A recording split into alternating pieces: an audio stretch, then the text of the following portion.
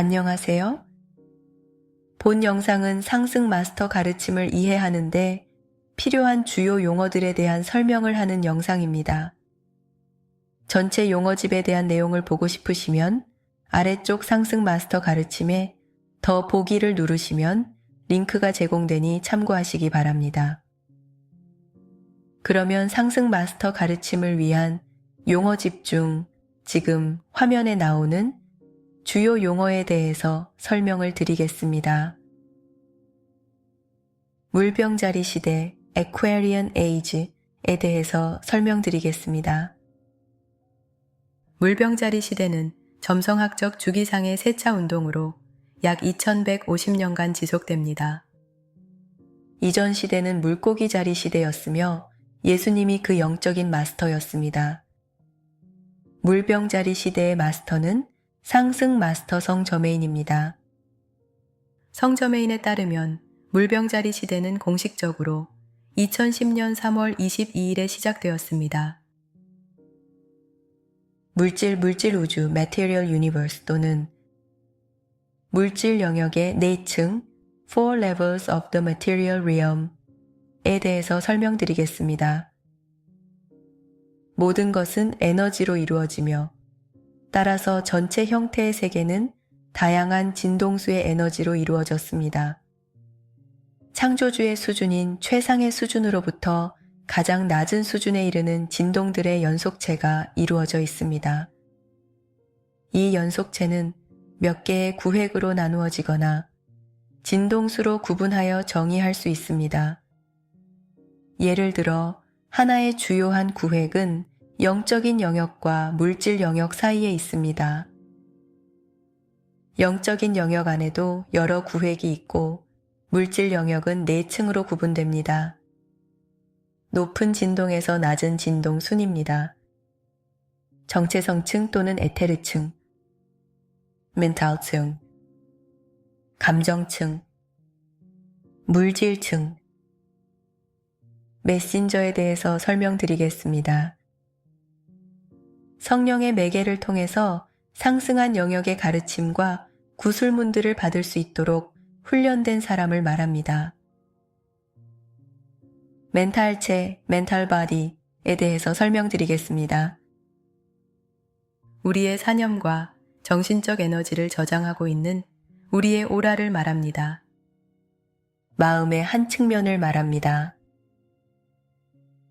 발언된 말, spoken word, 신성한 말씀, sacred word에 대해서 설명드리겠습니다.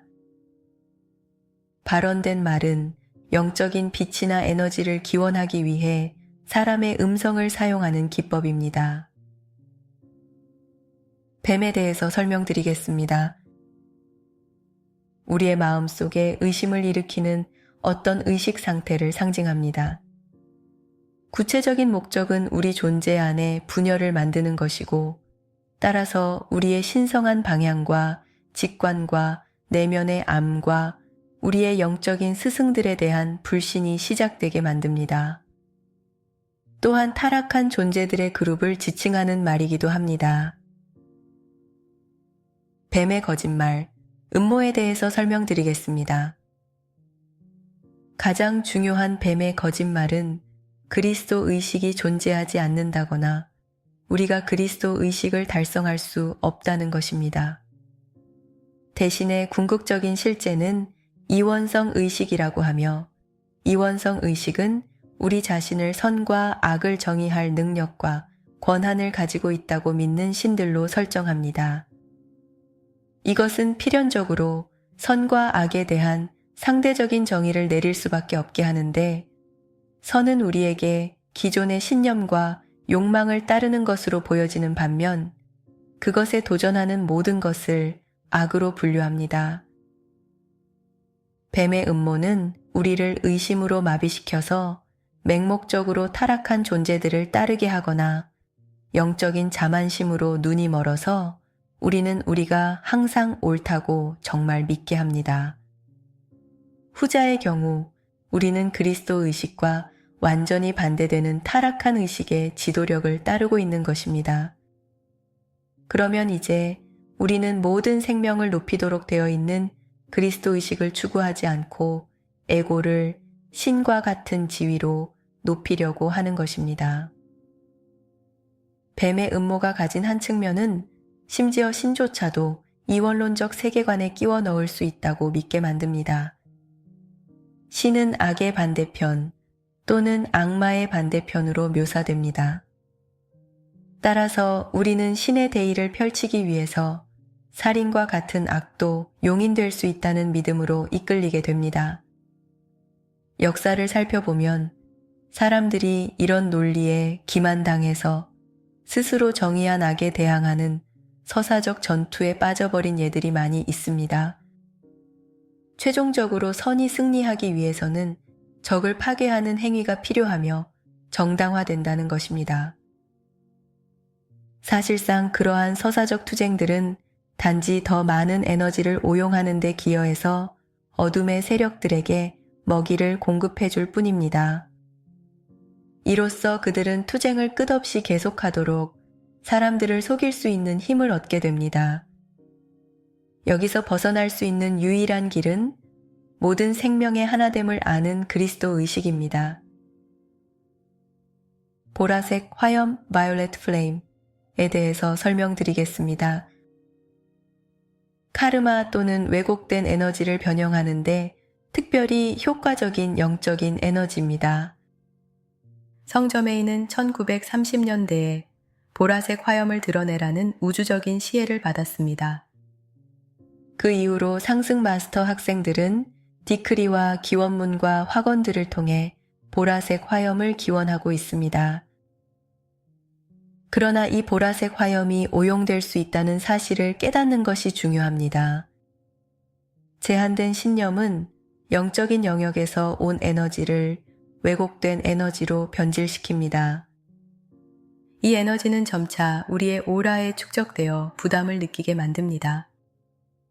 우리는 제한된 신념을 바꾸지 않은 채로 보라색 불꽃을 기원할 수 있는데 이것이 단기적으로는 더 기분 좋게 느껴질 수도 있습니다.